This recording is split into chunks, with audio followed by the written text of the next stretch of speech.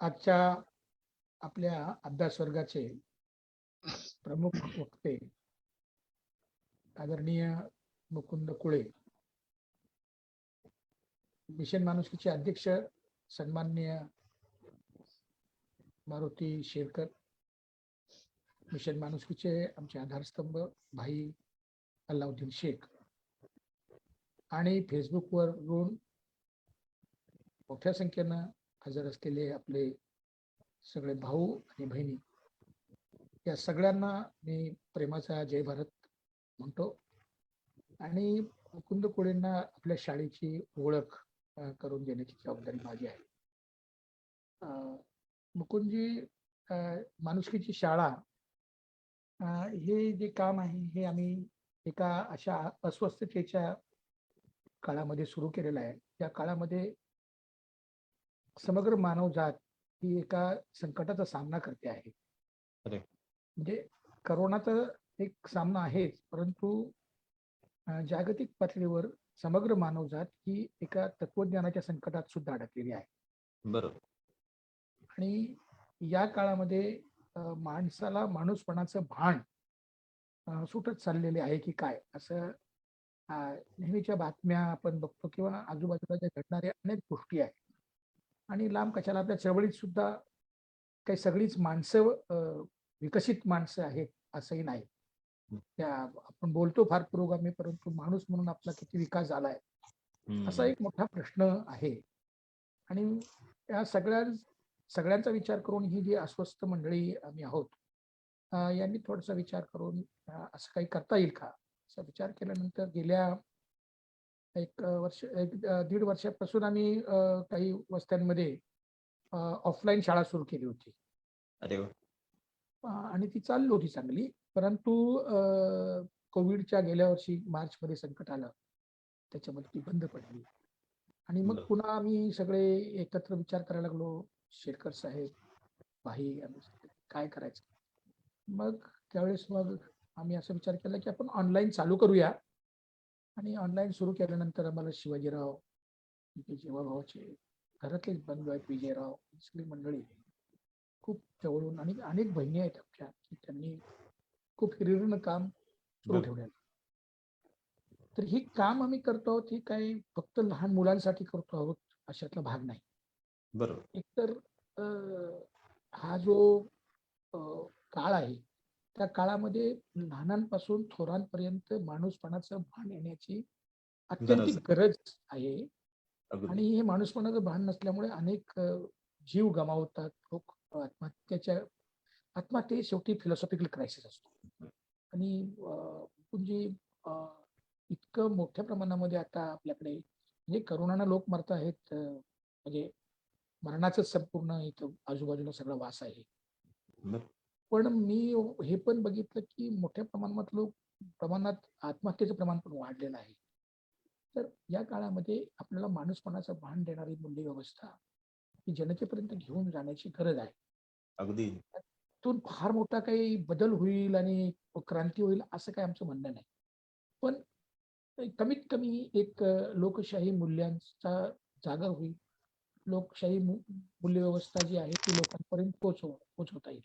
आणि म्हणून आम्ही या देशाच्या मातीमध्ये अगदी लोकायुक्तपासून, चार्वाकापासून अगदी अलीकडे आपल्या संपूर्ण म्हणजे पानसरे आणि विवेकाचा जागर करणारे डॉक्टर नरेंद्र दाभोळकर सगळी आहे, त्यांच्यापर्यंत या मातीमध्ये अनेक संत उत्पन्न होऊन गेलेले आहेत. संतांची खूप मोठी चळवळ झालेली आहे. त्यानंतर छत्रपती शिवाजी महाराजांचं महाराष्ट्रामध्ये खूप मोठं काम आहे. त्याचं अनालिसिस लोक लढायांमध्ये करतात, पण मला ते खूप माणुसकीचं काम वाटतं. बरोबर. आपण त्याच्याकडे तशा पद्धतीने पाहायला जात नाही. महात्मा ज्योतिराव फुले, डॉक्टर बाबासाहेब आंबेडकर असतील आणि राजश्री शाहू महाराज असतील, अनेक लोक आहेत. आणि या स्वातंत्र्याच्या चळवळीमध्ये अनेकांनी आपलं बलिदान केलं, ते सुद्धा मानवाचं जागर असते. तर ह्या सगळ्या या मातीमधली मूल्य व्यवस्था त्याच पद्धतीनं फ्रेंच रिव्होल्युशन नंतर जागतिक पातळीवर लोकशाही, आधुनिक लोकशाहीमधनं आधुनिक मानवतावाद हा मानव समाजाने स्वीकारला. भारतामध्ये त्याचं प्रतिबिंब आपल्या संपूर्ण संविधानामध्ये डॉक्टर बाबासाहेब आंबेडकरांच्यामुळे आपल्याला दिसतं. निश्चित. तो बाबासाहेबांचा विचार हा बुद्धाकडनं पण आलेला आहे आणि आधुनिक मानवतावाद जो पाश्चिमात्य जगामध्ये आला तिथूनही आला. आणि निसर्ग आणि मानव ही ही ही इथून ही मूल्यव्यवस्था ह्या निर्माण झालेल्या आहेत. आणि तिसरी गोष्ट म्हणजे निसर्ग आणि मानव यांचं जे एक सख्य आहे, जो संघर्ष आहे, त्या संघर्षातून सुद्धा मानवी मूल्य निर्माण झालेली आहेत. आणि मुख्यत्वे करून जे आपण ज्या निसर्गातून आलेलो आहोत, त्या निसर्गानं आपल्याला जे दिलेलं आहे, म्हणजे आपण त्या निसर्गातून आलो, पण आपण त्याच्या विरुद्ध वागलेलो आहोत. त्याच्याबद्दल विस्तारानं बोलता येईल, परंतु निसर्गातून सुद्धा मानवी मूल्ये आलेली आहेत. तर अशी समग्र मानवी मूल्ये एकत्र करून माणुसकीच्या शाळेमधनं त्याचा जागर करण्याचं काम आम्ही करतो आहोत. एक गोष्ट मात्र नक्की आम्ही करतो आहोत, की मानवतावाद ही अ, अ, ज्या पद्धतीने संकल्पना भोंगळ बनवली किंवा इंटिग्रेटेड ह्युमॅनिझम चा वापर करून धर्मांध लोकांनी सुद्धा ती वापरलेली आहे. विविध धर्माच्या लोकांनी वापरलेली आहे. म्हणजे ती ख्रिश्चॅनिटी पासून ते सगळ्यात म्हणजे. आणि तुम्हाला तर चांगलं माहिती आहे, की आपल्या इकडे जे अगदी. राष्ट्रवादी जे हिंदू राष्ट्रवादी लोक आहेत, त्यांनी हम्म. इंटिग्रेटेड ह्युमॅनिझमचा वापर केला. तर बरं. हा जो धर्मातली जी सगळी काही सनातन दया जी आहे, त्याला काय आम्ही मानवता म्हणत नाही. की तो भाग कटाक्षानं बाजूला ठेवून या देशामध्ये आणि ह्या महाराष्ट्राच्या मातीमध्ये जी संतांची एक मोठी चळवळ झाली, त्याच्याबद्दल लोकांना खूप गोंधळ आहे, की संत टाळकुटे होते, त्यांनी काय केलं वगैरे. परंतु त्या काळाच्या संदर्भामध्ये जेव्हा पाहतो, त्यावेळेला संतांनी केलेला जो विद्रोह आहे, तो संयत विद्रोह आहे आणि त्याचा खूप मोठा परिणाम हा महाराष्ट्राच्या जडणघडणीवर आणि देशाच्या एकूण निश्चित जडणघडणीवर निश्चित झालेला निश्चित. आहे. आणि त्याच्यामध्ये आता एक गेले 1.5-2 महिने आम्ही ह्या संतांच्या संपूर्ण म्हणजे वारकरी संतांचं आम्ही काम करतो आहोत. आणि त्याच्यामध्ये मला असं वाटलं, की मी सन्माननीय शेरकरांशी बोलतो. स्त्रिया ज्या संत झालेल्या आहेत त्यांच्या बाबतीमध्ये थोडं आपल्याला माहिती आपल्या सगळ्या म्हणजे हा क्लास जो आहे, हा आमच्या माणुसकीचे जे शिक्षक आहेत बरोबर त्यांच्यासाठी आहे आणि जनसामान्यांसाठी पण आहे. बरोबर आता मोठ्या प्रमाणात फेसबुकवरून लोक पाहत आहेत आणि शेअरिंग पण मोठ्या प्रमाणात. बरोबर. तर संत स्त्री आहेत त्यांच्याबद्दल आपल्याला माहिती कमी आहे. शेरकर सरांनी तुम्हाला संपर्क केला, खूप चांगलं झालं, की आपली निदान ऑनलाईन तरी भेट झाली. आपण मागे आपली भेट झाली होती, त्याच्यानंतर खूप बोललो हो आपण. हो हो हो त्याच्यानंतर काही भेटलो नाही, पण आज मला अगदी. बरं वाटलं तुम्हाला पाहून. नाही, मलाही बरं वाटलं. आनंद झाला. आणि अगदी. या म्हणजे तुमचं काही स्वागत आणि हे असलं मी शेरकरांना सांगितलं, म्हटलं ते आवडणार नाही. ते आपल्या अरे, कुटुंबातले आहे, अगदी अगदी खरंच आहे, आपल्या कुटुंबातच वैचारिक आहे. कुटुंबातले आहेत. निश्चित आणि निश्चित. त्यामुळे मी काही तसं हे करत नाही, पण शेरकरांना मी विनंती करतो, की मुकुंद कुळे आपल्याला माहिती आहे, परंतु आपल्या शिक्षकांना आणि आपल्या फेसबुकवर बघणाऱ्या असंख्य चाहत्यांना माहीत नाही. तर कृपया पुढच्या कार्यक्रमाची धुरा त्यांनी सांभाळावी. जय भारत. माणुसकीच्या दूतांनो, जय भारत. तर हे आहेत आपले लोकशाहीर संभाजी भगत. ते शाहीर सर्वांसाठीच आहेत, आपल्यासाठी पण आहेत. पण सगळ्यात महत्त्वाचं म्हणजे आपले माणुसकीचे कुटुंब प्रमुख आणि सगळ्यात महत्त्वाचं म्हणजे वैचारिक रसद पुरवणारे. जे आम्ही त्यांच्याकडे एक विचारवंत म्हणून पाहतो. इतर लोकांना कदाचित ते परफॉर्मर वाटतही असतील, पण त्यांची मांडणी आताच आपण आता एक झलक टेलर तो आपण ऐकला, निसर्ग, मानवता, तत्वज्ञान सगळं काही. तर तो विचार घेऊन आपण हे काम करतो आहोत.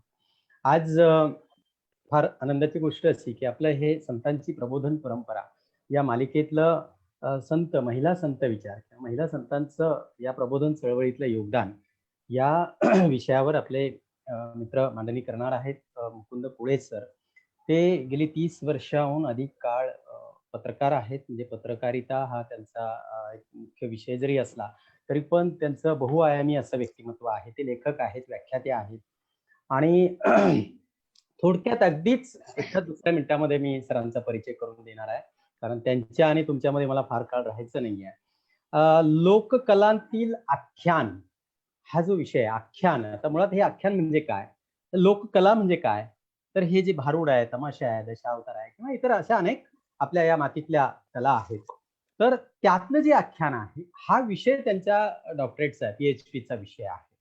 आणि मुंबई विद्यापीठाच्या लोककला अकादमीत लोकसाहित्य या विषयाचं अध्यापन ते करतात. गरवारे वृत्तविद्या अभ्यासक्रमासाठी लेखन या विषयाचं अभ्यास म्हणजे अध्यापन म्हणजे लेखन कसं करावं, म्हणजे लेखकांचे लेखक आहेत ते. आणखी मी मराठी वाहिनीवरील पंढरीची वारी ही मालिका त्यांनी म्हणजे त्याचं लेखन केलेलं आहे. झी मराठी वाहिनीवर डिस्कवर महाराष्ट्र या कार्यक्रमांतर्गत किल्ल्यांच्या माहितीपटासाठी त्यांनी लेखन केलेलं आहे. सोनी मराठी वाहिनीवर गरजा महाराष्ट्र या मालिकेसाठी संत गाडगेबाबा आणि पंडित विष्णू दिगंबर पलुसकर यांच्या आयुष्यावरील माहितीपटासाठी त्यांचं लेखन आहे.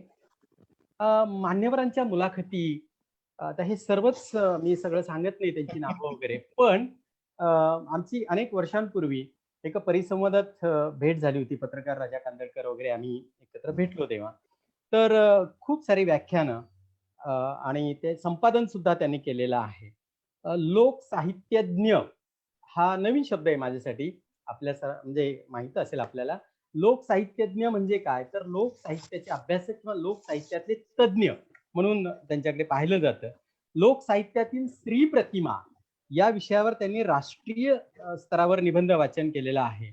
तर जे लोक साहित्य आहे, आपला आदिवासी संस्कृतीचा अभ्यास आहे, तर हा खराखुरा ठेवा ते जतन करताना म्हणजे पुढच्या पिढीला तो विचार वारसा देताना त्यांचं योगदान फार महत्वाचं आहे. आणखी एकच गोष्ट सांगायची ती म्हणजे प्रकाशित काही पुस्तकं आहेत त्यांची. पंचलावण्य, इतिहासाचे साक्षीदार आणि लोक रहाटी. लोक हा शब्द सगळीकडे आलेला आहे बघा. लोक म्हणजे आपल्या मातीचा वारसा, इथल्या माणसांचा, तो त्यांच्या लेखनातून बोलण्यातून व्यक्त होत आलेला आहे. आणि जाता जाता खरं तर खूप मोठी ओळख आहे, पण आणखी नेमकी त्यांची ओळख एक वेगळं अंग ते असं की साप्ताहिक चित्रलेखामध्ये त्यांनी विविध विषयांवर विपुल लेखन केलेलं आहे. एक ठळक 4 लेखांची नावं सांगतो फक्त, म्हणजे हे काय व्यक्तिमत्व आहे आपल्या लक्षात येईल. नाणीच्या नरेंद्र महाराजांच्या पापाचे भरले पोती नावाचं लेख फार गाजलेला आहे त्यांचा. हिंदुत्ववादी संघटनांचा खोटेपणा उघड करणारा रिपोर्टाज, भोंदू साईबाबाचा भंडाफोड, महाराष्ट्रातील देवस्थानांच्या आर्थिक उलाढालींची झाडाझडती, पुतळ्यांचे राजकारण, तंजावरच्या मराठ्यांचा शोध इत्यादी इत्यादी. तर अतिशय अभ्यासू असं व्यक्तिमत्व आणि पत्रकार असल्यानं समाज वास्तवाची जाण आणि भान असणारे ते आपले परममित्र मुकुंद कोळे सर. आता आपण माईकचा ताबा घ्यावा, आम्हाला संबोधित करावं. धन्यवाद. नमस्कार मंडळी. फेसबुक वरती किंवा या माध्यमावरती उपस्थित असलेले सर्व माझ्या बंधू भगिनींनो, भावा बहिणींनो, सर्वप्रथम मला इथे आमंत्रित केल्याबद्दल मी मिशन माणुसकी अभ्यास वर्गाचे आभार मानतो. या अभ्यास वर्गा अंतर्गत आयोजित केलेल्या संतांची प्रबोधन परंपरा या मालिकेतील 9वं पुष्प गुंफण्यासाठी मी आज आपल्यासमोर आलेलो आहे. आणि माझ्या व्याख्यानाचा विषय आहे संत चळवळीतील महिला संतांचं योगदान. आत्ताच मी भगत सरांनी आणि शेरकर सरांनी जी काही ओळख करून दिलेली आहे, तर त्यावरून कदाचित तुमचा असा गैरसमज होण्याची शक्यता आहे की मी खरोखरच खूप मोठा व्याख्याता किंवा अभ्यासक आहे. पण मी नम्रपणे सांगू इच्छितो की मी माझ्या कुवतीनुसार जे काही करता येईल लोकसाहित्याच्या क्षेत्रामध्ये किंवा माझ्या व्यवसायाच्या क्षेत्रामध्ये पत्रकारितेच्या, ते मी आजवर करत आलेलो आहे. पण माझा आवडीचा विषय हा निश्चितच लोकसाहित्य, लोकसंस्कृती, लोकपरंपरा, लोककला हा राहिलेला आहे. आणि मुख्यतः आजचा आपला जो विषय आहे की संत चळवळीतील महिला संतांचं योगदान, या विषयाकडे वळण्यापूर्वी मला एक थोडस फक्त स्पष्ट करायला हवं की आपण एक प्रकारे संत चळवळ म्हटलं की आपल्याला वारकरी संप्रदायापासून किंवा वारकरी चळवळीपासून आपण सुरुवात करतो साधारणपणे. पण वारकरी संप्रदायाला सुरुवात होण्यापूर्वी त्याच्या आधीही एक मोठी चळवळ महाराष्ट्रामध्ये होऊन गेली किंवा झाली, जिचे धागेदोरे आजतागायत अस्तित्वात आहेत. आणि ही चळवळ म्हणजे महानुभाव संप्रदायाची चळवळ. म्हणजे आपल्याला वारकरी संप्रदाय ज्या पद्धतीने महाराष्ट्रामध्ये लोकप्रिय झाला किंवा फुलला आणि बहरला, ज्याची मुळं आजवर मराठी मातीमध्ये, महाराष्ट्राच्या मातीमध्ये खोलवर रुजलेली आहेत, त्या तुलनेमध्ये महानुभाव संप्रदायाची पाळंमुळं महाराष्ट्रात अजूनही आहेत. पण ज्या पद्धतीने फोफावायला हवी होती तसं झालेलं नाहीये. आता त्यामागच्या कारणांचा मागोवा घेण्याचं हे व्यासपीठ नाहीये याची मला जाणीव आहे. परंतु वारकरी संप्रदायातील महिला संतांच्या योगदानाकडे वळण्यापूर्वी सर्वसाधारणपणे आपल्याला पुरुष संतांचं योगदान काय किंवा वारकरी संप्रदायाचं योगदान काय हे आपल्याला माहित असतं, ती आपल्याला परंपरा माहित असते. पण दुर्दैवाने आज आपण जो मराठीचा उद्घोष करतो, मराठी जगली पाहिजे, मराठी टिकली पाहिजे, मराठी वाचली पाहिजे आणि म्हणून मराठीमध्ये बोला, मराठीमध्ये सगळे लोकव्यवहार करा, सरकारी व्यवहारही मराठीत झाले पाहिजे, अशा चळवळी आज आपण निर्माण झालेल्या पाहतो किंवा त्या चळवळीचा आपण एक भाग बनण्याचा प्रयत्न तरी करतो आहोत. पण या चळवळीला पहिल्यांदा सुरुवात जर कोणी केली असेल तर ती महानुभाव संप्रदायाने सुरुवात केली होती. हे आपल्या फार कमी जणांना ठाऊक आहे. महानुभाव संप्रदायाचे जे संस्थापक होते चक्रधर स्वामी यांनी आपल्या शिष्य वर्गाला, आपल्या शिष्य समूहाला अशी सक्त ताकीद दिलेली होती की तुम्ही फक्त मराठीतच सगळा व्यवहार केला पाहिजे, मराठीतच लिहिलं पाहिजे आणि मराठीतच बोललं पाहिजे. एवढंच नाही तर त्यांनी अतिशय काटेकोरपणे आपला हा आदेश अंमलात आणण्याची व्यवस्थाही केलेली होती. आणि त्यामुळेच जेव्हा त्यांच्या पश्चात नागदेवाचार्य नावाचे त्यांचे शिष्य त्यांच्या गादीवर आले आणि त्यांच्या केसोबास नावाच्या दुसऱ्या एका शिष्याने संस्कृतमध्ये ग्रंथ लिहिला आणि तो नागदेवाचार्यांना त्यांनी नेऊन दाखवला, तेव्हा नागदेवाचार्य त्या केशिराज बासाला म्हणजेच केसोबासाला असं म्हणाले होते, बा केशिराज बासा, तुझा अस्मात कस्मात मी नेणेगा, मज श्री चक्रधरे निरुपिली मराठी तियाची कुसा. म्हणजे तुमचा अस्मात कस्मात हे संस्कृत रूप झालं. तुमचा अस्मात कस्मात मी जाणत नाही, मला श्री चक्रधर स्वामींनी मराठी निरूपिली आहे, तिलाच पुसा, तिलाच विचारा आणि तिच्याच माध्यमातून लोकव्यवहार करा. चक्रधर स्वामी असं का म्हणाले होते की तुम्ही संस्कृतमध्ये व्यवहार करू नका? कारण संस्कृत ही सामान्य जनांची भाषा नव्हती. त्यावेळेला संस्कृत शिकण्याचा अधिकार सर्वसामान्य माणसांना नव्हता. त्यामुळे संस्कृतमधनं जे काही ज्ञान प्रसृत व्हायचं ते सामान्य जनांना कळायचं नाही आणि परिणामी ते काय म्हणूया की इतरांच्या दृष्टीने अशिक्षित, असंस्कृत राहायचे. तसं होऊ नये आणि प्रत्येक ज्ञानमय गोष्ट सर्वसामान्यांपर्यंत पोचावी म्हणून चक्रधरांनी आपल्या शिष्यांना आदेश दिला होता की तुम्ही मराठीतच व्यवहार केला पाहिजे. तर त्या अर्थाने मराठीची पहिली चळवळ ज्यांनी उभारली ते संत चक्रधर स्वामी, त्यांचा सगळा शिष्य वर्ग यांचे मी आभार मानतो. त्यांची ओळख आपण वारकरी संप्रदायाच्या आधी करून घेतली पाहिजे असं मला वाटतं.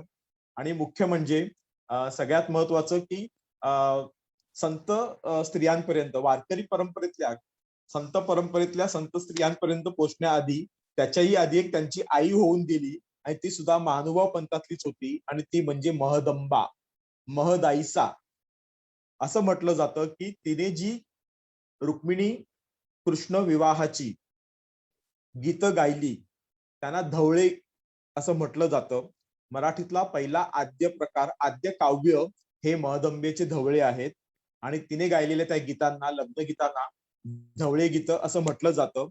आणि या धवळे गीतांचा संबंध आस्थागायत म्हणण्यापेक्षा काळाला पुरून उरलेला आहे. तो म्हणजे आजही तुम्ही ठाणे पालघर जिल्ह्यातील वारली आदिवासींमध्ये गेलात तुम्ही तर वारली आदिवासींमध्ये लग्न लावणाऱ्या स्त्रियांना धवळऱ्या असं म्हटलं जातं. हा धवळेरा हा शब्द धवळे म्हणजे धवळे गीत म्हणणाऱ्या त्या धवळऱ्या यावरून आलेला आहे. आणि सगळ्यात मोठी क्रांती म्हणजे या धवळऱ्या विधवा असतात आणि वारली परंपरेमध्ये लग्न लावण्याची मुख्य जबाबदारी या विधवा स्त्रियांवरती असते. ही मोठी क्रांती आहे. तर संत स्त्रियांच्या क्रांतीकडे वळण्याआधी हा एक क्रांतीचा मी तुम्हाला उल्लेख फक्त तुमच्या समोर केला की ही मोठी परंपरा आहे. संत स्त्रियांनी क्रांती केलेलीच आहे, ते नाकारण्यात काही अर्थ नाहीये. पण त्याच्या आधीच्या पिढ्यांनी किंवा त्यांच्या आधीच्या पंथांनी, संप्रदायांनी पण ते कामगिरी केलेली आहे. दुर्दैवाने असं होतं की आपल्या महाराष्ट्राची काय म्हणूया की लोकप्रबोधनाची चळवळ म्हटलं की आपल्याला फक्त वारकरी संप्रदायच आठवतो आणि दुर्दैवाने महानुभाव संप्रदाय आठवत नाही. पण महानुभाव संप्रदायातल्या महदंबा किंवा महदाईसा या कवयित्रीने पहिली लग्नविषयक गीतं गायली ज्यांना धवळे असं म्हटलं जातं. हा, तर तो मी उल्लेख केला महद आयशेचा.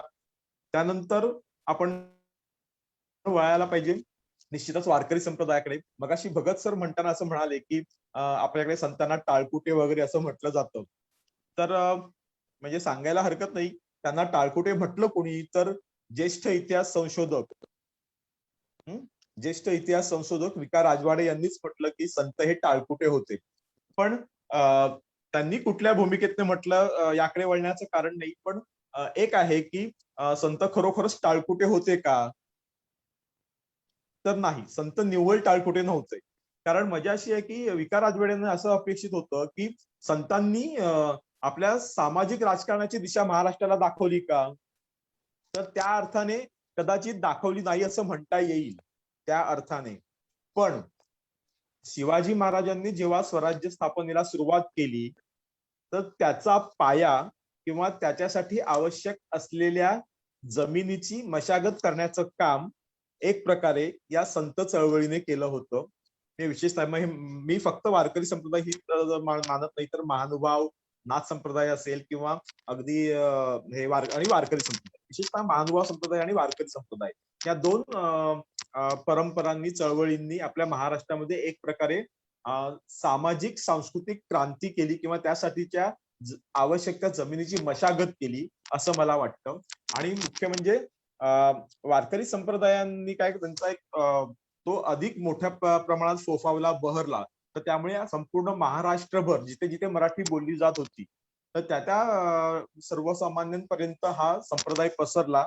आणि त्यातून झालंय काय की स्वराज्य स्थापनेसाठी म्हणून एक प्रकारे माणसांनी एकत्र येण्यासाठी जे सांस्कृतिक एकतत्व असतं ते बांधून ठेवण्याचं काम या वारकरी चळवळीने केलं. आणि म्हणून वारकरी चळवळीला मानलं पाहिजे. मी कदाचित ज्ञानेश्वर असतील, तुकाराम असतील, एकनाथ असतील, बाकी इतर संत असतील, त्यांनी थेट समाजकारण म्हणजे राजकारणावरती काही टीका टिप्पणी केली नसेल किंवा त्यांच्या साहित्यामध्ये तत्कालीन राजकारणासंबंधीचे काही नमुने किंवा उदाहरणं आढळत नसतील. पण ज्या गोष्टीसाठी शिवाजी महाराजांनी हाक दिल्यावरती, शिवाजीराजांनी स्वराज्य निर्माण करण्यासाठी चळवळ सुरू केल्यावरती त्या चळवळीत जे एक एक करून सर्व माणसं सामील झाली तर त्यामागची नकळत भूमी या संतांनी तयार करून ठेवलेली होती. त्यामुळे संत केवळ टाळकुटे होतच नाही म्हणता येणार, पण त्यांनी एक मोठी लोकप्रबोधनाची चळवळ सुरू केलेली होती. आणि आपण म्हणतो ना की आपण ही वारकरी संप्रदायाची चळवळच बघितलं तर आपल्या लक्षात येईल की या चळवळीमध्ये कोण नव्हतं. तर या चळवळीमध्ये सगळे 12 बलुतेदार होते.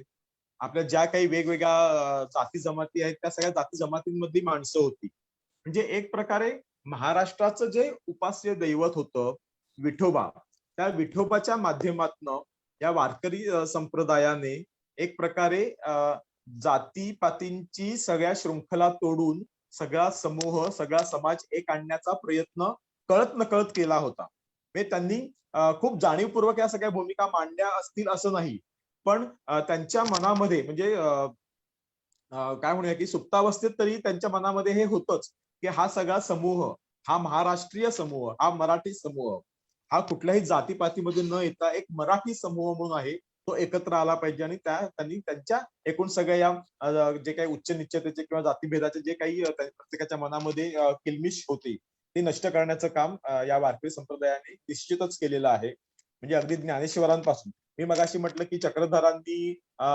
मराठी संबंधीची चळवळ पहिल्यांदा सुरू केली, तर त्याची पुढची पायरी हे ज्ञानेश्वर होते. ज्ञानेश्वरांनी संस्कृतातली गीतेचं अर्थ मराठीमध्ये ज्ञानेश्वरीच्या रूपाने मांडला. म्हणजे ही मोठी क्रांतीच होती त्यांनी एक प्रकारे. हा, तर ही सगळी क्रांती या पुरुष संतांनी केलीच म्हणजे आपापल्या परीने. म्हणजे ज्ञानेश्वरांनी ज्ञानेश्वरी आणली, एकनाथांनी भारुडासारख्या रचना करून लोकप्रबोधनाची मोठी चळवळ उभारली महाराष्ट्रामध्ये.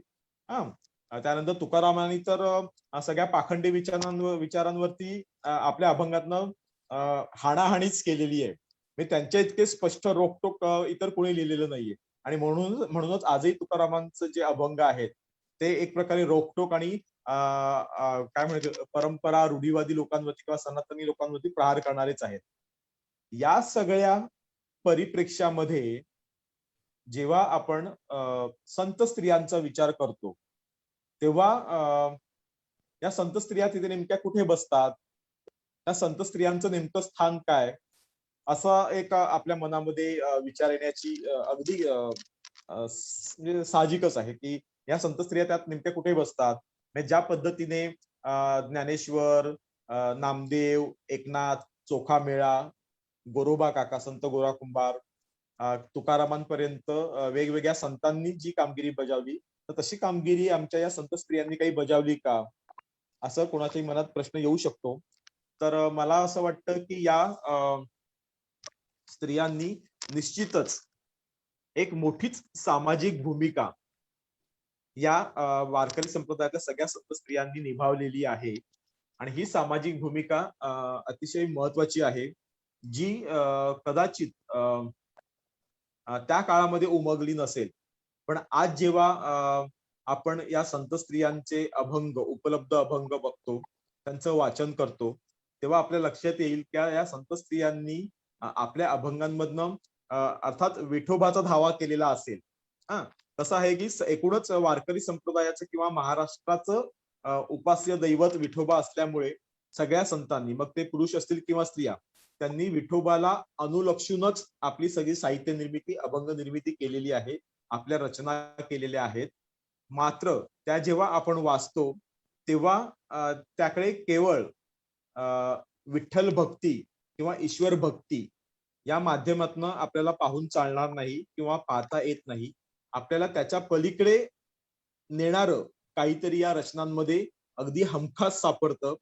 कारण ही नुसती वारकरी चळवळ किंवा वारकरी संप्रदायाची जी काही संत परंपरा होऊन गेली, तर त्यांनी नुसतं ईश्वर चिंतन, ईश्वर मनन किंवा ईश्वर भक्ती केलेली नाही, तर त्यांनी ती एक प्रकारे लोकसेवा मानलेली आहे, लोकधर्म मानलेला आहे. आणि आपल्या या सगळ्या साहित्य निर्मितीतनं ईश्वराचं गुणगान गातानाच एक प्रकारे सामाजिक काय म्हणूया की जागल्याची भूमिका ही बजावलेली आहे. आणि हे सगळं संत स्त्रियांचे अभंग वाचताना देखील आपल्या लक्षात येतं, संत स्त्रियांनी केलेल्या रचना वाचताना आपल्या लक्षात येतं. आणि सगळ्यात महत्वाचं म्हणजे मी जेव्हा या सगळ्या संत स्त्रियांकडे बघतो, तेव्हा माझ्या लक्षात येतं की मुख्यतः की आपण अर्थात हे कसं आहे की हे माझं आकलन आहे म्हणण्यापेक्षा माझ्या काही पूर्वसुरींनी या संदर्भात विपुल लेखन केलेलं आहे आणि एक प्रकारे दिशा दाखवलेली आहे. हे विशेषतः डॉक्टर तारा भवाळकरांचं इथे नाव घ्यावं लागेल. कारण खरं तर त्यांनी या संत स्त्रियांच्या बाबतीमध्ये अतिशय काय म्हणूया की मोलाचा अभ्यास केलेला आहे त्यांच्या रचनांचा. आणि त्या रचनांमधनं जे सामाजिक मूल्य गवसलेलं आहे ते त्यांनी आपल्या पुस्तकातनंही मांडलेलं आहे. म्हणजे मी तुम्हाला आता सांगणार आहेच किंवा तुमच्यासमोर बोलतो आहेच, पण तुम्हाला शक्य असेल तर डॉक्टर तारा भवाळकरांचं एक पुस्तक आहे, स्त्री मुक्तीचा आत्मस्वर. लोकवाङ्मय प्रकाशनने हे पुस्तक प्रकाशित केलेलं आहे. तर ते पुस्तक वाचल्यावरती तुम्हाला या सगळ्या संत स्त्रियांच्या कामगिरीचं, त्यांनी बजावलेल्या चळवळ भूमिकेचं मोल उमगल्याशिवाय राहणार नाही. मी तुम्हाला आता जे सांगतोय ते या एक प्रकारे माझं वाचन आणि ताराबाईंनी केलेलं मार्गदर्शन या अनुषंगानेच मी बोलणार आहे. कारण हे सांगण्याचं धाडस कोणी करत नाही.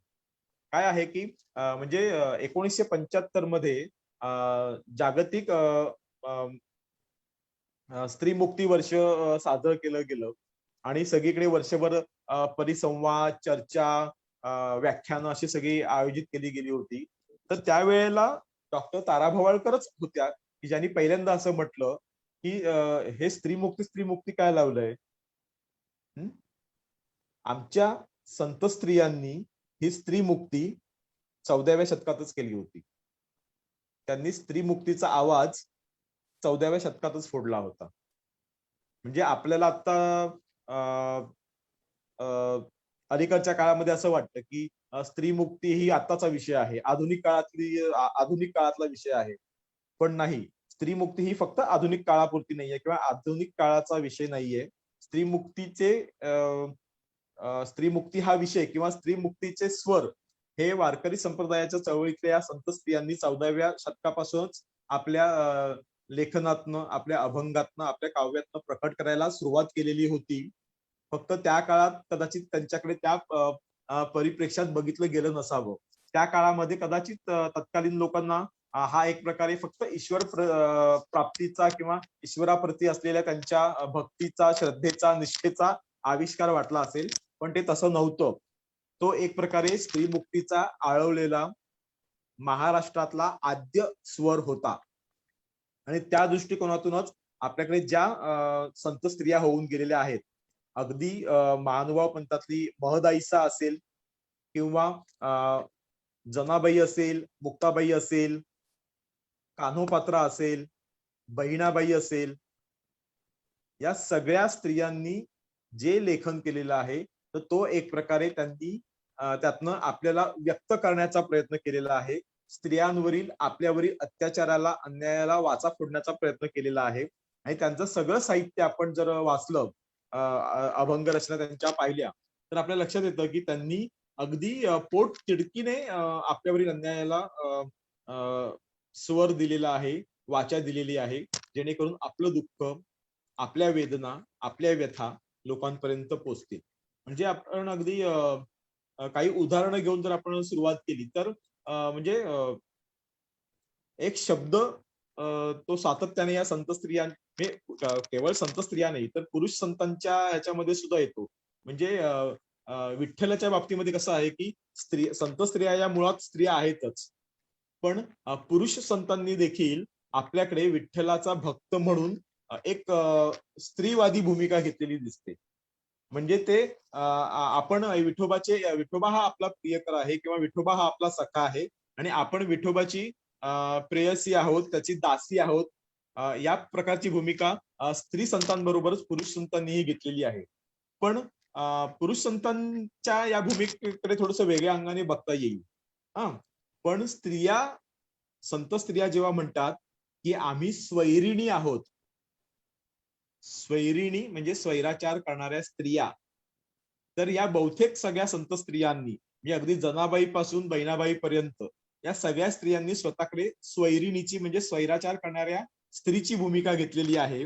आणि त्या म्हणतात की आम्ही आहोत स्वैरिणी, आम्ही आहोत स्वैराचारी स्त्रिया, पण कुणासाठी?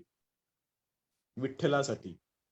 म्हणजे विठ्ठल हे एकीकडे त्यांचं आराध्य दैवत आहे, एकीकडे त्यांचं उपास्य दैवत आहे, आणि त्याच वेळेला तो त्यांचा सखा आहे, प्रियकरही आहे.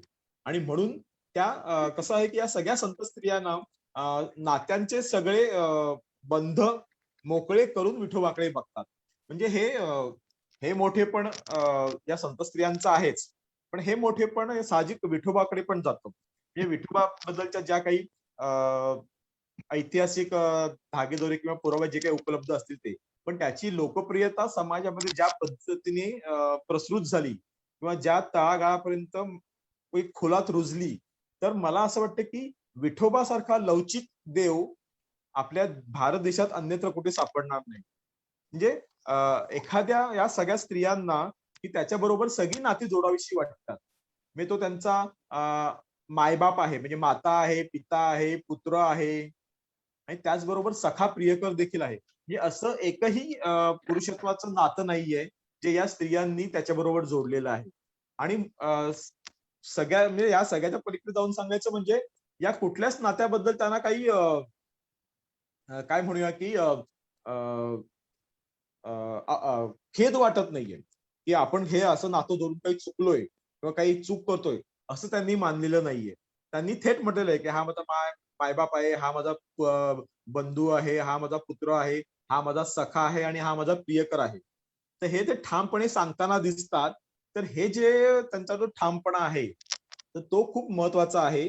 आणि तो ठामपणा सांगताना त्या आपल्या एक प्रकारे दुःख सुद्धा त्यातनं व्यक्त करतात, आपल्या व्यथा वेदना व्यक्त करतात, विठोबाशी संधान साधताना, विठोबाशी नातं जोडताना.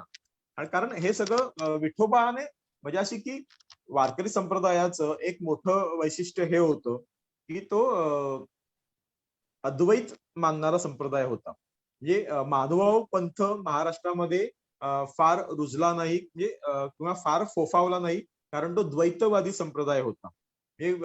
देव आणि भक्त, म्हणजे देव आणि त्याचा शिष्य, ईश्वर आणि शिष्य हे एकत्र येऊ शकत नाहीत, त्यांच्यामध्ये कायम द्वैतच राहतं असं मानणारा तो होता. वारकरी संप्रदाय एक पाऊल पुढे गेला आणि त्याने अद्वैत रूप मानलं. म्हणजे ईश्वर आणि भक्त हे वेगवेगळे असूच शकत नाही, ते एकच असतात. म्हणजे त्यामुळेच तर जेव्हा जनाबाई नदीवर पाणी भरायला जाते, तेव्हा विठोबा तिच्यासाठी घागर घेऊन जातो किंवा विठोबा तिची घागर कळशी उचलून घेतो. जनी जेव्हा जनाबाई जेव्हा धुणी धुवायला जाते, तेव्हा तो तिच्या पाठीमागे येतो. एवढंच कशाला, तर जनी जेव्हा नहायला बसते, म्हणजे बघा तुम्ही, हा खूप मोठा हे आहे की एखाद्या पुरुषाने एखाद्या स्त्रीला ती नहात असताना तिथे जाऊन बघणं किंवा तिथे उभं असणं, हे खरं तर किती काय म्हणूया की आपण मोकळेपणाने त्याच्याकडे बघू शकत नाही आजही. आणि अशा वेळेला 14व्या शतकातली जनाबाई जेव्हा आंघोळीला जाते, तेव्हा ती गरम पाणी न्यायला विसरते. तर तिच्या पाठोपाठ हा विठोबा गरम पाणी घेऊन तिला आंघोळीसाठी तिथे उभा राहतो. असं जेव्हा हे सगळं कुठे येतं, म्हणजे तिच्या अभंगांमधनं हे येत नाही जनाबाईच्या, हे येतं आपल्या सर्वसामान्य स्त्रियांच्या ओव्यांमधनं. म्हणजे जनाबाई आणि विठोबा यांचं हे जे नातं आहे, हे सर्वसामान्य स्त्रियांनी सुद्धा एवढ्या मोकळेपणाने स्वीकारलेलं आहे. आणि एक प्रकारे जर या अशा ओव्या प्रसृत होत असतील की जनी उकलते वेणी आणि मागे उभा चक्रपाणी, तर हे एक प्रकारे स्त्री पुरुष संबंधातल्या मोकळेपणाचंच दर्शन घडवणारं काव्य आहे. आणि हे काव्य आमच्या सर्वसामान्य आयाबायांनी गायलेलं आहे. हे जनाबाईचा अभंग नाहीये. जनाबाई जेव्हा विठोबा म्हणजे विठोबाबद्दल म्हणते, तेव्हा ती त्याच्या पलीकडेच गेलेली असते. ती तर असंच म्हणते की देव खाते देव पिते देवावरी मी निजते. देव खाते देव पिते देवावरी मी निजते, देव देते देव घेते, देव देते देव घेते, देवासवे व्यवहारिते. म्हणजे बघा, म्हणजे तिच्या ध्यानी मनी फक्त विठ्ठल आणि विठ्ठलच होता. म्हणजे जळी स्थळी काष्टी पाषाणी तिला विठ्ठलाशिवाय दुसरं काहीही दिसत नव्हतं. हे तिने स्वतःच आपल्या अभंगातून म्हटलेलं आहे. पण तिच्या आणि विठोबाच्या नात्यांमधलं हा जो एक प्रकारचा काय म्हणूया की लढिवाळपणा आहे, लोभसपणा आहे, तो आमच्या सगळ्या अनागर संस्कृतीतल्या, लोकसंस्कृतीतल्या आयाबायांना आवडलेला आहे. आणि म्हणूनच त्या विठोबा आणि जनाबाईच्या नात्याकडे एक वेगळं नातं म्हणून बघतात. म्हणजे तुम्हाला लोकपरंपरेमध्ये किंवा लोकवाङ्मयामध्ये अशा अनेक ओव्या सापडतील, ज्या ओव्यांमध्ये रुक्मिणी, विठोबा आणि जनाबाई असा प्रेमाचा त्रिकोण या बायांनी उभा केलेला आहे. आणि हा खूप म्हणजे माझ्या दृष्टीने हा खूप लोभस प्रकार आहे. लोभस म्हणण्यास म्हणजे कसं आहे की जो मोकळेपणा, जो स्वैरपणा, चांगल्या अर्थाने म्हणतोय स्वैरपणा, विठोबाप्रती असलेला स्वैरपणा या संत स्त्रियांनी मोकळेपणाने व्यक्त केलेला आहे, तो मोकळेपणा आमच्या जनसामान्य स्त्रियांना देखील आवडलेला आहे. आणि म्हणूनच ते आपल्या ओव्यांमधनं असं म्हणताना दिसतात की त्यांनी अशा ओव्या अनेक रचलेल्या आहेत की ज्याच्यामध्ये विठोबा, रुक्मिणी आणि जनाबाईच्या नात्यासंबंधी थोडस काहीतरी आहे असा त्यांचा एक प्रकारे हेतू असलेला दिसतो. मी तुम्हाला एक उदाहरणार्थ ओवी सांगतो. एक अशी ओवी आहे की रुक्मिणीला कळलेलं आहे की विठोबाचा जनाबाईशी काहीतरी लढीवाळ नातं आहे. तर ती रुक्मिणी असं म्हणते, रुक्मिणी म्हणे देवा तुम्हाला जनीची लई गोडी, रुक्मिणी म्हणे देवा तुम्हाला जनीची लई गोडी, एवढी हौस असेल तर बांधून द्याचा माडी. असं आपल्याला ओव्या जात्यावरच्या ओव्यांमध्ये अशा अनेक ओव्या आहेत. किंवा दुसरी एक अगदी ओवी आहे की देव सकाळी उठलेला आहे आणि त्याला भूक लागलेली आहे, तर रुक्मिणीने मस्तपैकी निरस दूध घेतलेलं आहे आणि त्याच्यामध्ये तिने शिकरण केलेलं आहे देवासाठी. तर त्या ओवीमध्ये ती सर्व आमची ग्रामीण किंवा जिने ती ओवी रचली असेल ती माय बहीण असं म्हणते, रुक्मिणीने केलं निरशा दुधामध्ये केळं, म्हणजे शिकरण. रुक्मिणीने केलं निरशा दुधामध्ये केळं अन देवाला आवडतं जनाबाईचं ताक शिळं. म्हणजे बघा, म्हणजे हे जो एक छानपैकी काय म्हणूया की याच्यामध्ये एक भावात्मकता आहे. एक प्रकारे स्त्री म्हणजे संशय आहे की काहीतरी गडबड आहे. पण ही गडबड का वाटली आहे सर्वसामान्य स्त्रियांना तरी, तर जनाबाई ज्या मोकळेपणाने आपलं दुःख मांडतीये आणि आपलं दुःख मांडताना ती विठोबाशी थेट नातं जोडतेय. तर हे नातं जोडणं हा थेटपणा हा आमच्या सगळ्या या आयाबायांना मानवलेला आहे. कारण एक प्रकारे कसं असतं की त्यांच्या मनामध्ये पण असतं ना असं काहीतरी, की त्या त्यांना हे माझं म्हणणं काय आहे, की हा काही बाहेरख्यालीपणा झाला नाही. पण ज्या पद्धतीने जनाबाई सारखी एखादी स्त्री म्हणते, "देव खाते, देव पिते, देवावरी मी निजते, देव देते, देव घेते, देवासवे व्यवहारती." तेव्हा तिथे नात्यातला निखळपणा असतो. हा निखळपणा आमच्या बहिणींना कदाचित आवडलेला असावा आणि त्यातनं या ओव्या निर्माण झालेल्या असाव्या. पण मग जनाबाई फक्त एवढंच म्हणते का? ती फक्त विठोबाच्या प्रेमात आहे म्हणून एवढंच करते का? जेव्हा तिला भयंकर राग येतो विठोबाचा, तेव्हा ती त्याला थेट शिव्या पण देते ना. अरे विठ्या मुळं मायेच्या कारट्या. हं? अरे विठ्या मुळं मायेच्या कारट्या, तुझी रांड रडकी झाली. तुझी रांड रणकी झाली, जन्म सावित्री चोडाल्याली. तुझे गेले मढे, तुला पाहून काळ रडे. तुझे गेले मढे, तुला पाहून काळ रडे. उभा राहुनी अंगणी, उभी राहुनी अंगणी, शिव्या देत असे दासी जन. म्हणजे याच्यामधला आध्यात्मिक अर्थ आता अनेक जण शोधतील. त्याला काही म्हणजे तो शोधावा. हा, हे सगळं कदाचित आध्यात्मिक अंगाने घ्यायचंही असेल. पण देवासाठी असे शब्द वापरणं खरोखरच आज तरी शक्य आहे का? नाही. पण आमच्या संत स्त्रियांनी हे शब्द वापरलेले आहेत. कारण त्यांनी देवाशी जोडलेलं नातं हे कुठल्याही लौकिक नात्याच्या पलीकडचं आहे. अहिकतेच्या पलीकडचं आहे. म्हणजे मुख्य म्हणजे तू स्वतंत्र आहेस, मी स्वतंत्र आहे आणि माझ्या भावना या तुझ्यापर्यंत पोहोचतात, तुझ्या भावना माझ्यापर्यंत पोहोचतात. म्हणजे आणि मुख्य म्हणजे माणूस म्हणून माणूस पण एकमेकांना भेटणं जे असतं तेही ते आहे. म्हणजे आज खरं तर आपण एकमेकांकडे माणूस म्हणून बघतो का? हा खरा विचार करण्याजोगा प्रश्न आहे. आपण आपल्या पलीकडे बघतच नाही.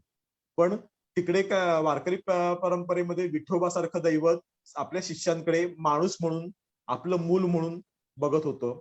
आणि सगळ्या स्त्रिया, सगळे पुरुष संत विठोबाकडे आपला माता-पिता, आपला सखा, आपला प्रियकर म्हणून बघत होते. तर आपल्या पलीकडे जाऊन समोरच्याची संवेदना जाणून घेणं, हा जो मूळ भाग आहे, तो या सगळ्या संत स्त्रियांनी, संत पुरुषांनीही आपल्या एकूणच रचनांमध्ये निभावलेला दिसतो. आणि म्हणून तर म्हणजे कसं होतं की जनाबाई म्हणजे मला माहित नाही तुम्हाला जनाबाईची कथा माहिती आहे की नाही, की जनाबाई ही खरी पंढरपुरातली नाहीच आहे. म्हणजे नामदेव पंढरपुरामध्ये राहत होते आणि त्यांच्या वडिलांना म्हणजे त्यांचे वडील दामा शेट्टी, तर त्यांच्या पदरामध्ये परभणी जवळच्या गंगाखेडच्या एका कुटुंबाने आपली मुलगी आणून त्यांच्या पदरात घातली दामा शेट्टीच्या. आणि त्याला सांगितलं की तू हिला वाढव. तर ती दामा शेट्टीच्या घरामध्ये परभणीच्या गंगाखेडची वाढलेली ही मुलगी म्हणजे जनी. तिचे आई बाप लहानपणीच वारले. म्हणजे ती साधारणतः 6-7 वर्षाची असतानाच तिचे आई वडील वारले. त्यानंतर ती नामदेवांचे वडील दामा शेट्टी त्यांच्या घरामध्ये वाढली दासी म्हणून. आणि मग ती आणि मजा अशी की नंतर जनाबाईने स्वतःला नामयाची दासी, नामयाची जनी असाच आपला उल्लेख केलेला आहे.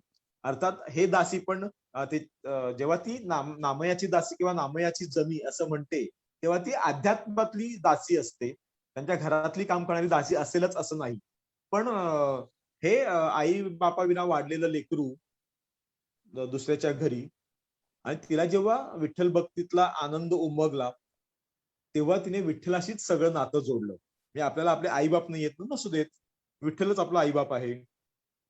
आपल्याला आपण लग्न केलेलं नाहीये, आपण हीन कुळातले आहोत. ती कदाचित हीन कुळातली म्हणजे खालच्या जातीतली असेल असं म्हटलं जातं. कारण तिने आपल्या एका अभंगामध्ये विदुर माझ्या जातीचा असं म्हटलेलं आहे. तर कदाचित माहित नाही, सांगता येत नाही नेमके काय आहे ते. पण त्या जनाबाईच्या काही अभंगातनं असं वाटतं की ती एखाद्या खालच्या जातीतली असावी आणि त्या काळामध्ये जातीपातीची बंधनं तर खूप होतीच आणि म्हणूनही कदाचित तिचं लग्न झालेलं नसू शकतं. पण लग्न झालं नाही तरी आपल्या ज्या काही भावना आहेत त्या तिला मी आपल्याला जी काही नाती जोडाविषयी वाटतात ती सगळी नाती तिने विठोबाशी जोडली आणि ती विठोबाशी एकरूप झाली. आणि विठोबाशी केवळ एकरूप झाली असं नाही, तर जेव्हा कदाचित तिला खूपच रागा झाला असेल की आपल्या विठ्ठल भक्तीमध्ये काय सगळेजण आडवे येत आहेत आणि आपण विठ्ठलाच्या मार्गावरती चाललेलो आहोत, विठ्ठल भक्तीच्या मार्गावर चाललेलो आहोत, तर सगळेजण आपल्याला छळतात, असाही कदाचित तिच्या मनात कधीतरी उद्वेग आला असेल. आणि तेव्हा ती थेटच असं म्हणालेली आहे की डोईचा पदर आला खांद्यावरी भरल्या बाजारी जाईन मी. डोईचा पदर आला खांद्यावरी भरल्या बाजारी जाईन मी. जनी म्हणे देवा झाले मी एसवा रिघाले केशवा घर तुझे. म्हणजे जा काय करायचे ते करा तुम्ही, मी आता विठ्ठलाच्या घरी निघालेले आहे. आता विठ्ठलच माझा सखा, विठ्ठलच माझा प्रियकर, तो जे काय व्हायचं ते बघून घेईल किंवा मी बघून घेईन काय व्हायचं ते, तुम्ही काय पण करा. हे एक प्रकारे जे आत्मिक बळ आहे ते तिला या भक्तीतनं मिळालं. आणि हे आत्मिक बळ हा तिचा स्त्री मुक्तीचा आत्मस्वर होता. हे तिचं स्त्रीत्व होतं. हे तिचं स्त्री सत्व होतं. तर हे सगळं जनाबाई सारख्याच, जनाबाई बरोबरच इतर सगळ्या स्त्रियांनी तो हा मुक्तीचा आत्मस्वर एक प्रकारे आळवलेला आहे. आणि तो आपल्या काय म्हणूया की तो आस्थागायत, माझं तेच म्हणणं आहे की तेव्हापासून ताराबाई जसं म्हणतात की तेव्हापासून तो स्त्री मुक्तीचा आत्मस्वर आळवला जातोय आणि तो महाराष्ट्राच्या मातीमध्ये रुजलेला आहे. म्हणजे अशा आता अनेक स्त्रिया आहेत. म्हणजे जनाबाईचं सांगितलं तसं मुक्ताबाई. तर जनाबाई तर आई बापा विना वाढलेलं लेकरू. मुक्ताबाई तरी वेगळी काय होती. मुक्ताबाई पण जेव्हा तिच्या आई वडिलांनी तत्कालीन सनातन यांनी सांगितलं की तुम्हाला देहांत प्रायश्चित्ताशिवाय दुसरं प्रायश्चित्त नाही, तेव्हा ही 4 मुलं निवृत्तीनाथ, ज्ञानदेव, सोपान आणि धाकटी मुक्ता या चौघांना म्हणजे आपण हे देहांत प्रायश्चित्त घेतल्यावरती तरी कदाचित आपल्या मुलांना न्याय मिळेल म्हणून या दाम्पत्याने या 4 भावंडांच्या आई वडिलांनी विठ्ठलपंत आणि त्यांच्या बायकोने जलसमाधी घेतली. म्हणजे आत्मर्पण केलं. म्हणजे काय म्हणूया की देहांत प्रायश्चित्त घेतलं. मी त्यावेळेला बघायला गेलं तर बऱ्यापैकी जाणते फक्त निवृत्तीनाथ आणि ज्ञानदेव होते. सोपान मुक्ताबाई तर अगदीच लहान होती. म्हणजे ती जेमतेम 4-5 वर्षाची असतील जेव्हा तिच्यावरचं आई बापाचं छत्र हरपलं. त्यानंतर तिचा सांभाळ या 4 तिच्या मोठ्या 3 भावंडांनी केला. पण या सगळ्यांमध्ये म्हणजे सगळ्या संत स्त्रियांमध्ये मुक्ताई थोडीशी वेगळी दिसते आपल्याला. वेगळ्या कुठल्या अर्थाने दिसते तर मुक्ताबाईचे अभंग जर आपण पाहिले, तिच्या जर रचना पाहिल्या तर इतर संत स्त्रियांनी ज्या पद्धतीने आपल्या अभंगातनं वेगवेगळ्या प्रकारे वेगवेगळ्या नात्यांनी विठोबाला हाकारे घातलेले आहेत. या इतर सगळ्या संत स्त्रियांमध्ये मुक्ताबाई फार वेगळी उठून दिसते ती तिच्या विद्वत्तेमुळे. म्हणजे की इतर स्त्री संतांच्या रचनांमध्ये एक प्रकारची भावुकता आहे, भावात्मकता आहे. नंतर काय म्हणूया की त्याचा एकूण शब्दांचा लोभसपणा आहे, लढिवाळपणा आहे.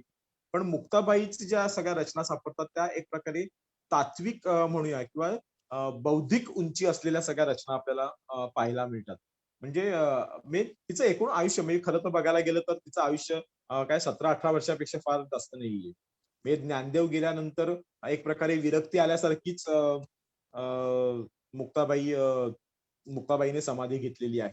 पण तेवढ्या काळामध्येही या छोट्याशा आयुष्याच्या या छोट्याशा अवकाशामध्ये मुक्ताबाईने जी कामगिरी केलेली आहे ती काय म्हणूया की भन्नाटच आहे.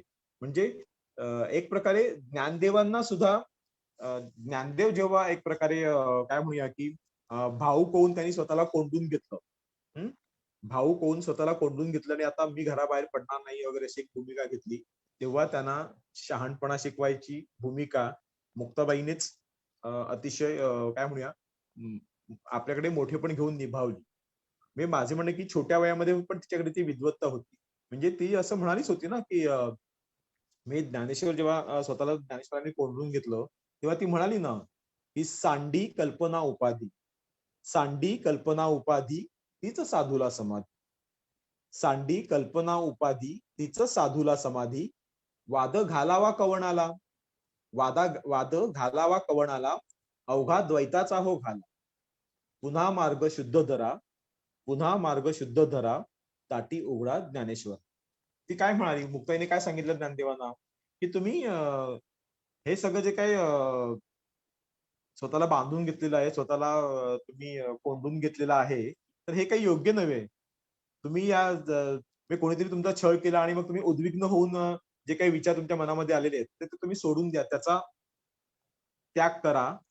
कारण साधूला समाधी काय असते, तर तुम्ही कुठल्याही पद्धतीचं जे काही तुमच्या वाट्याला येईल त्याने तुम्ही उद्विग्न व्हायचं नाही. तुम्हाला तटस्थच राहता आलं पाहिजे. हा, म्हणजे तुम्ही क्रोधित होऊन जर स्वतःला कोंडून घेतलं तर तुमच्याकडे साधू पण राहिलं कुठे? तर साधू पण तेव्हा सिद्ध होतं जेव्हा तुम्ही या सगळ्या रागलोभांच्या पलीकडे गेलेले असता. आणि त्यामुळे तुम्हाला हे शोभत नाहीये, तुमच्या साधूपणाला शोभत नाही, तेव्हा तुम्ही गुमान ताटी उघडून बाहेर या, असे तिने ज्ञानेश्वरांना साथ घातली. तर हे तिच्या विद्वत्तेचंच लक्षण होतं. आणि ही विद्वत्ता केवळ आपल्या भावापुरती नव्हती. जेव्हा नामदेवांना सुद्धा एका क्षणी असं तिला वाटलं, की नामदेव एवढी वर्ष भक्ती परंपरेमध्ये आहेत, भक्ती मार्गामध्ये आहेत, पण त्यांचाही एक प्रकारे बौद्धिक विकास झालेला नाहीये. तेव्हा तिने गोरोबा काकांच्या थापटण्याने त्यांच्या डोक्यावर थापटलेलं आहे. किंवा अगदी एवढी वर्ष तपस्या करणारा चांगदेव, तर चांगदेवाची पण ती गुरु झाली. तर या अर्थाने बघितलं आपण तर आपल्या लक्षात येतं, की मुक्ताबाईंनी एक प्रकारे जी भूमिका आपण म्हणतो, की गार्गी मैत्रेयीने कधी काळी निभावलेली होती. हं.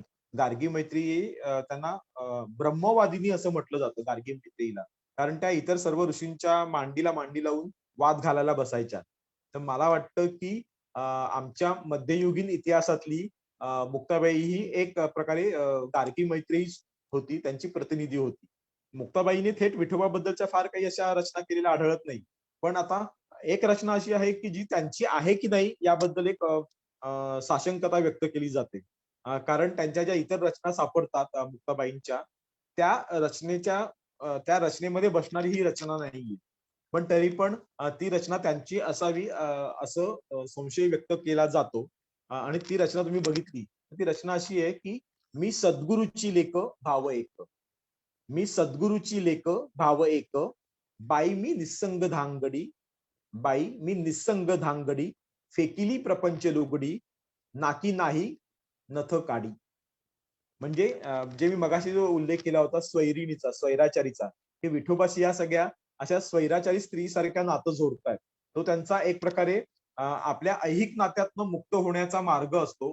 तसा तो स्वैरिणी स्त्रीचा, स्वैराचारी स्त्रीचा मार्ग मुक्ताबाईच्या या एका रचनेत आढळतो. मात्र ही रचना त्यांची आहे की नाही याबद्दल संशय व्यक्त केला जातो. तर तो संशय तसाच ठेवून आपण पुढे जाऊया असं मला वाटतं. म्हणजे या सगळ्या संत स्त्रियांकडे बघितलं ना, तर मला सतत असं वाटत आलेलं आहे, की त्या आपल्या बळावरती लढल्या, आपल्या बळावरती त्यांनी संघर्ष केला. हा, म्हणजे त्यांनी त्यांच्या वाट्याला जे काही दुःख आलं ते त्यांनी सहन केलं. पण ते दुःख सहन करून त्यांनी स्वतःतलं आत्मबळ एवढं जागवलं, की त्या आत्मबळातच त्यांना तो स्त्री मुक्तीचा आत्मस्वर गवसला. आणि त्यातनं त्यांनी आपल्या विठ्ठलाशी असलेलं, आपल्याला हवं असलेलं नातं जोडलं. हम्म. कसं असतं, की ही नाती असतात म्हणजे भक्तांनी आपल्या देवाशी जोडलेली नाती ही काय म्हणूया, की त्यातनं निष्पन्न काही होत नसतं. म्हणजे प्रत्यक्षात त्यातनं काही आकाराला येत नाही. म्हणजे आता स्त्री पुरुष संबंध आला तर त्यातनं मूल निर्माण जन्माला येईल. तर ह्या नात्यातनं ईश्वर भक्त या नात्यातनं असं वस्तुरूप दृश्यरूप काही जन्माला येणार नाही. पण त्यातनं मिळणारं जे नैतिक बळ असतं हे खूप मोठं असतं. आणि मला असं वाटतं, की कधी कधी इतर या सगळ्या गोष्टींपेक्षा हे नैतिक बळ अधिक असतं. कारण ते आपल्यावरती होणाऱ्या अन्याय अत्याचाराला वाचा फोडण्याचं बळ देतं. म्हणजे मग जे या स्त्रिया म्हणजे काय, की जे जनाबाईचं होतं, जे मुक्ताबाईचं होतं, मी चोखोबांची महारी म्हणजे आपण हा शब्द आता वापरत नाही, तो वापरूही नये. पण त्यावेळेला म्हणजे सोयराबाईंनी स्वतःला चोक्याची महारी असं म्हणून घेतलंय, म्हणून मी फक्त हा शब्द वापरतो. तर सोयराबाईंकडे बघितल्यावरती आपल्याला किती बळ मिळतं. म्हणजे जनाबाईकडे बघितल्यावरती जे बळ मिळतं. पण जनाबाई पण मला असं थोडंसं वाटतं, की काय म्हणूया, की प्रेमळ वगैरे असे तिचं रूप आहे, लोभस असं. पण सोयराबाई मात्र असं मला असं काय म्हणूया, की कणखर रूप दिसतं. त्यांचं जे व्यक्तिमत्व आहे, त्यांचे अभंग वाचल्यावरती वगैरे किंवा त्यांनी ज्या पद्धतीने त्या स्वतःला अभंगातनं व्यक्त करतात, ते पाहिल्यावरती त्यांचं जे एक रूप आपल्या डोळ्यासमोर येतं, ते एक कणखर स्त्रीचं रूप येतं. आणि म्हणून तर त्या कणखर होत्या, म्हणून तर म्हणजे आजही जेव्हा आपण सर्वसामान्यपणे काय म्हणूया, की ऋतुस्राव किंवा मासिक पाळी, विटाळ हे शब्द वापरायला थोडंसं कचरतो. आणि काहीतरी सांकेतिक शब्द वापरतो किंवा काहीतरी प्रतिकात्मक शब्द वापरायला जातो. पण त्या काळामध्ये सोयराबाईंनी त्या काळामध्ये आपल्या अभंगात म्हटलं होतं, हं, देहासी विटाळ म्हणती सकळ, देहासी विटाळ म्हणती सकळ, आत्मा तो निर्मळ शुद्ध बुद्ध, देहीचा विटाळ देहीच जन्मला, देहीचा विटाळ देहीच जन्मला, सोवळा तो झाला कवण धर्म. आणि सगळ्यात महत्वाचं म्हणजे विटाळा वाचोनी उत्पत्तीचे स्थान, विटाळा वाचोनी उत्पत्तीचे स्थान, कोण देह निर्माण नाही जगी.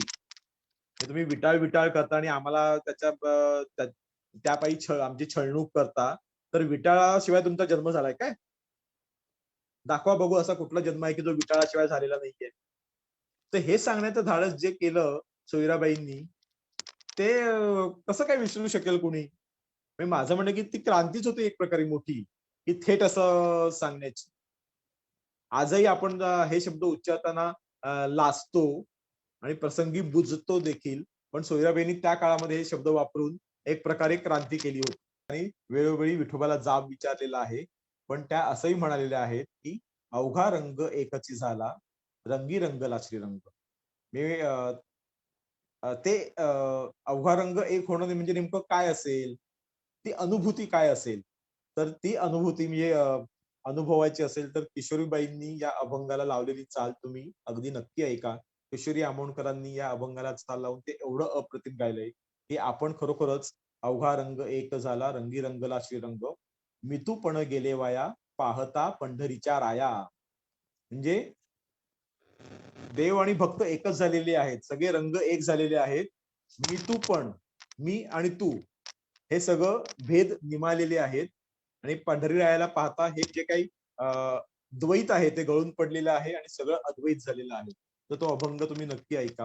ह्या सगळ्यातनं म्हणजे जनाबाई काय, मुक्ताबाई काय किंवा कान्हो हे सोयराबाई काय, या सगळ्यांनी जे सांगितलेलं आहे ना, ते एक प्रकारे त्यांचं स्त्रीत्वाचं संचित मांडताना त्यांनी स्त्रीत्वाची वाट मोकळी करत त्या गेलेल्या आहेत, हे आपण ध्यानात घेतलं पाहिजे.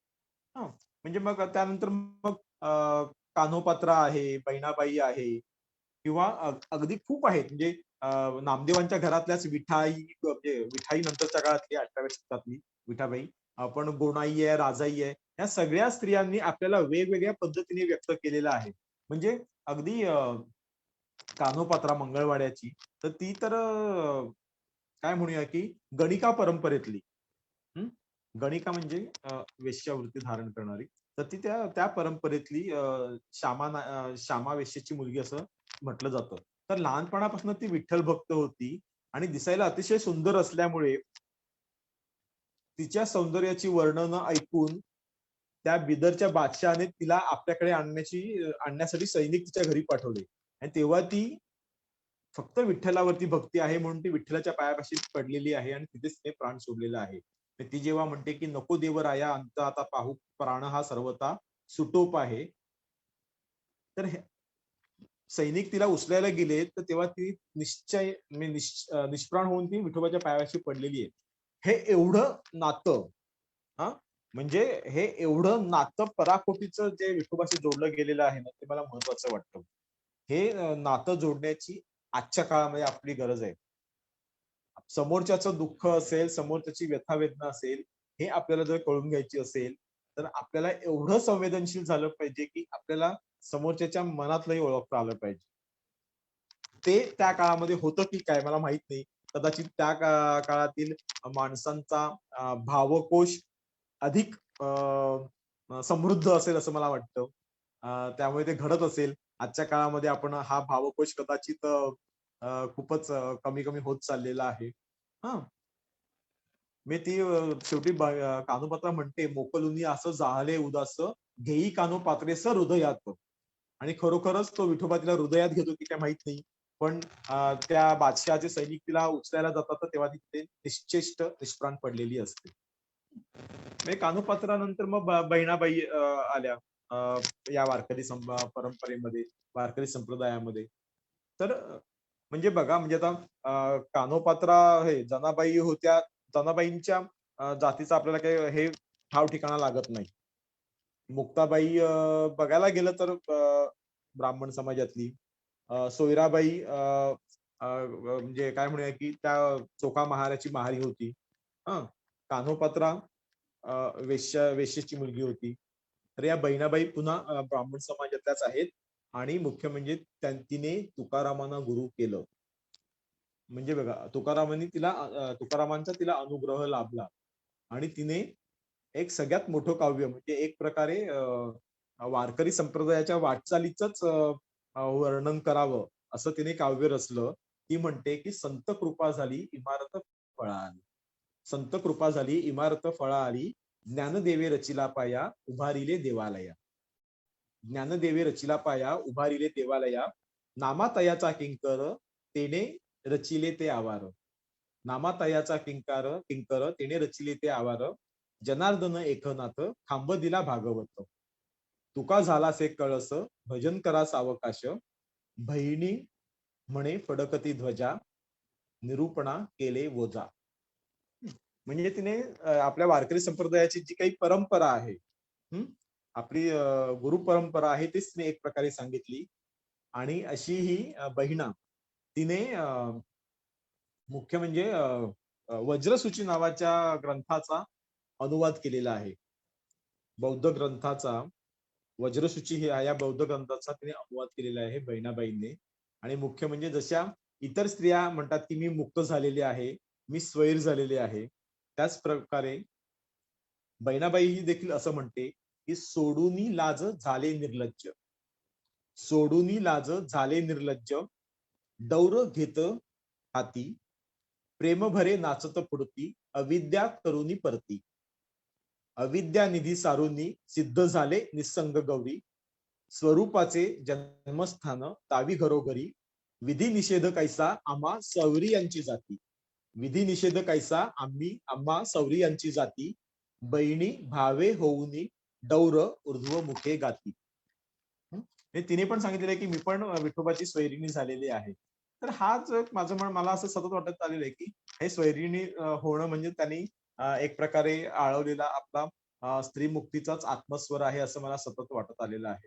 आणि कसं आहे की त्या काळातल्या या सगळ्या स्त्रिया आहेत तर त्यांनी कुठलंही बंधन असं आपल्या म्हणजे काय म्हणूया की नीती नियमांचं तेव्हा बंधन असतानाही त्यांनी हे धाडस केलेलं आहे. हे धाडस त्यांना विठोबाच्या उपासनेतून विठोबाच्या भक्तीतनं मिळालेलं आहे. आणि त्यातनं त्यांच्यामध्ये जो एक प्रकारे खंबीरपणा निर्माण झालेला आहे त्यातनं त्यांनी या रचना केलेल्या आहेत. म्हणजे अगदी 18व्या शतकातली विठाबाई आहे तर ती तर अगदी लहान असताना तिचं 30 वर्षाच्या माणसाशी लग्न झालं. मी अगदी जेमतेम मला वाटतं ती बहुतेक 7-8 वर्षांची काहीतरी होती आणि तिचं 30 वर्षाच्या माणसाशी लग्न झालं. आणि तिने असं आपल्या एका अभंगात म्हटलेलं आहे की हा मला वेळी अवेळी रात्री पकडतो आणि माझ्याशी झोंबतो म्हणून. तर काय म्हणजे किती क्रूरपणा असेल की 30 वर्षाचा तिचा नवरा आणि ती 7 वर्षाची बिचारी पोर. तर शेवटी ती घर सोडून जाते आणि घर सोडून गेल्यावरती सुद्धा जेव्हा तिचा नवरा तिला पकडतो तेव्हा ती असं म्हणते की तुझी सत्ता आहे देहावरी समज. तुझी सत्ता आहे देहावरी समज. माझ्यावरी तुझी किंचित नाही.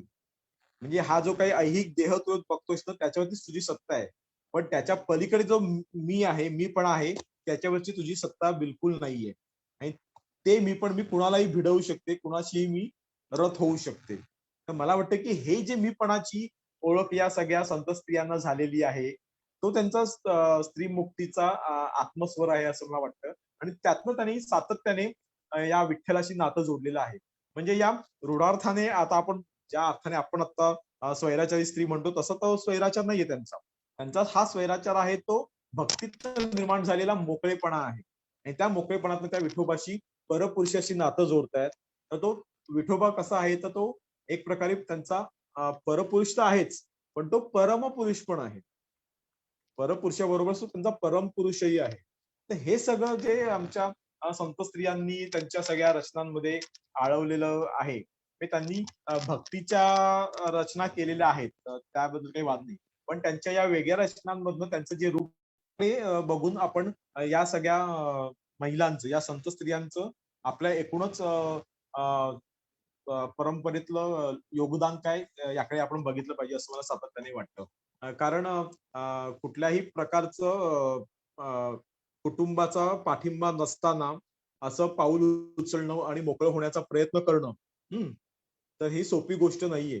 हे जनाबाईपासून त्या या 18व्या शतकातल्या त्या संत विठाबाई पर्यंत अनेक स्त्रिया होऊन गेल्या आणि मुख्य म्हणजे या स्त्रियांनी हा आपला आत्मस्वर आळवताना त्यांनी एक प्रकारे तत्कालीन समाजातील आया-बायांना, आया-बहिणींना, सर्वसामान्य स्त्रियांनाही एक प्रकारे आवाज दिला. त्यामुळे ते व्यक्त होऊ शकल्या. म्हणजे जर आपल्याला आपलं लोकवाङ्मय पाहिलं तर आपल्या या लोकवाङ्मयातनं आपल्याला अशा अनेक ओव्या जेव्हा आढळतात, तेव्हा आपल्या लक्षात येतं, की जर आमच्या या संत स्त्रिया झाल्या नसत्या, तर कदाचित आमच्या या काय म्हणूया, की लोकपरंपरेतल्या सगळ्या महिला वर्गाला आवाज फुटला नसता. तो आवाज देण्याचं कामही एक प्रकारे या संत स्त्रियांनी केलेलं आहे. कारण तुम्ही ओव्यावरची जात्यावरच्या ओव्या बघा किंवा त्यांची लोकगीतं बघा. या लोकगीतांमधनं संपूर्ण या जनाबाई असेल, या सगळ्या संत स्त्रिया असेल, त्यांच्याबद्दलच्या अनेक ओव्या सापडतात. आणि त्या ओव्यांमधनं एक प्रकारे या हा सगळा महिला वर्ग अनागर परंपरेतला म्हणजे लोकपरंपरेतला हा महिला वर्ग एक प्रकारे या महिलांच्या माध्यमातून आपल्याला व्यक्त करत आलेला आहे. आणि याचाच अर्थ की या सगळ्या संत स्त्रियांचा आत्मस्वर आमच्या सगळ्या स्त्रियांपर्यंत पोहोचलेला आहे आणि तो आस्थागायत तो प्रवाह वाहत आलेला आहे.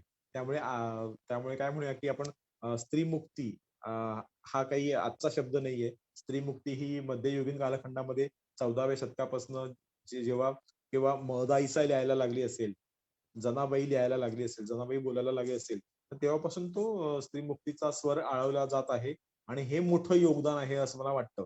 त्यांचं काय म्हणूया की पारमार्थिक क्षेत्रातलं योगदान वेगळं असू शकतं.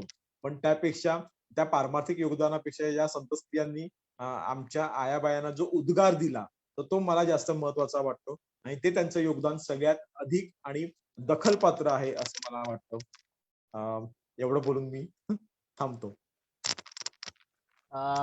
खूपच छान. म्हणजे किती ऐकावं असं वाटायला लागलं होतं. खरं म्हणजे हे थांबू नये, अजूनही चालावं असं वाटत होतं. अरे बापरे.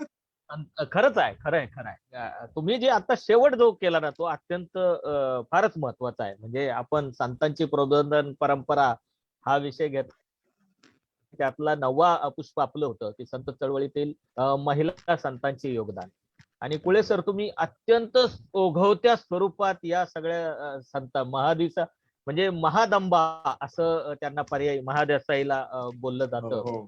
म्हणजे जनाबाई पासून कानोपात्रा, मीराबाई, बहिणाबाई, सोयराबाई, मुक्ताई या सगळ्यांचं तुम्ही जो काही उल्लेख केला आणि त्यांच्याबद्दल जे मांडलं, म्हणजे जनाबाईंचं ते विठ्ठलाला शिव्या देणं सुद्धा अभंग आहे तो तर खूप फेमस आहे. म्हणजे अरे विठ्या विठ्या मुळ मायेच्या कारट्या, तुझी रांडरंडकी झाली जन्म सावित्री चुडाल्याळी, तुझे गेले मढे तुला पाहून काळ रडे, उभी राहून अंगणी शिव्या देते दासी जनी. मला वाटतं की ही एक वेगळ्या प्रकारची क्रांती आहे. आणि तुम्ही जे म्हटलात तो मला अत्यंत वाक्य आहे की संत स्त्रिया नसत्या तर महिलांना आवाज फुटला नसता. खरं आहे. मी असं म्हणेल, म्हणजे मी त्याला पॉझिटिव्हली म्हणेल की संत स्त्रिया होत्या म्हणून आजच्या स्त्रीमुक्तीचा आवाज पूर्ण समाजामध्ये आलेला आहे. आणि मला वाटतं की हे खरंच आपल्याला याचा विचार करायला लागेल. आणि तुम्ही जे म्हटलात तरी वस्तुस्थिती की जे महिलांच्या बाबतीतलं आज आपण वास्तव बघतो, त्या वास्तवाला त्या काळापासून एक वेगळा आयाम आलेला आहे, तो मला खूप महत्वाचा वाटतो. आणि आज आपण महिला संतांचं जे योगदान आहे, चळवळीतील योगदान म्हणूया, आणि सगळ्याच दृष्टीने खूप महत्वाचं वाटतं मला. आणि आज आपण आलात आणि मिशन माणुसकीच्या वतीनं या सगळ्या लोकांचे जे प्रबोधनाची परंपरेमधलं एक पुरोगामी परंपरा आपण ती कायम राखली आणि एक वेगळ्या दृष्टीनं लोकांना या महिला संतांचं एक महत्व आणि खऱ्या अर्थानं त्यांचं कार्य आपण त्यांच्यापर्यंत पोहोचवलं, ते खूप महत्वाचं आहे.